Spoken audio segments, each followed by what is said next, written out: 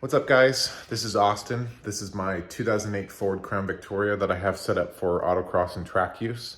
You may have seen the car on the smoking tire years and years ago. A lot has changed with the car since then, and I'm going to do a video kind of going over everything that I've done to the car later on. Right now, I just kind of want to focus on one mod that I get a lot of questions on. This is the seam welding I did to the frame. So it goes from the front to the back. I'm going to kind of flip the camera around and I'll go over that and go over how you can do it too. So give me a second. All right, so my 2008 Crown Victoria with many different colors of black all over.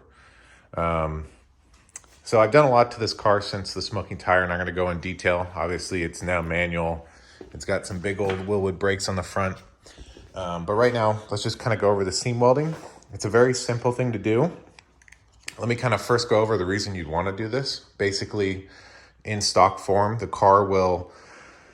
In stock form, it's a body-on-frame car. So the body sits on the frame and is held in by rubber mounts all along the bottom of the car.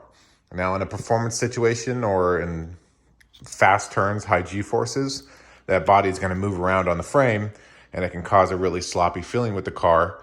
And what I've noticed is doing this seam welding has made a huge difference in how the car handles.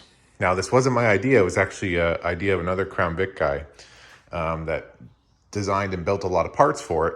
And he welded little brackets in places. Now, the only thing I kind of changed around was, if I'm gonna get down here, is I did it all along the bottom of the car. You have to excuse the messy garage. I've been doing a lot of projects. But if you can see, if I can get my camera to focus, that is. There we go. So starting here at the very front here, you can see right underneath, it's simply an L bracket of steel. That's it. The L bracket goes up on the other side of this seam here. There's this seam that runs all the way along the car, all the way front to back. So you stick your L bracket of steel right up into this side, have whatever shop weld in spots here, and then the L bracket gets welded on the end here on the steel bottom. So this specifically is a 1.5 inch L bracket of steel. And it's welded all the way along the bottom of the car. You can see it goes all the way to the back. We even did a little cutout right here for the trans cross member. So we have the little cutout right there. So that's all it is. I mean, that's honestly it.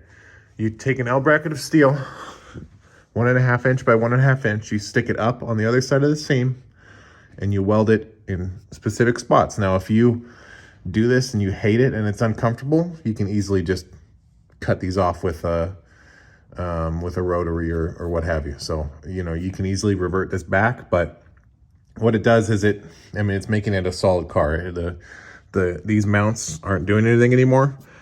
They're not floating around the rubber mounts. The car is solid. In my opinion, it doesn't really do much to the NVH. I don't really notice a ton of issues, although my car is extremely loud and I probably wouldn't notice anyway.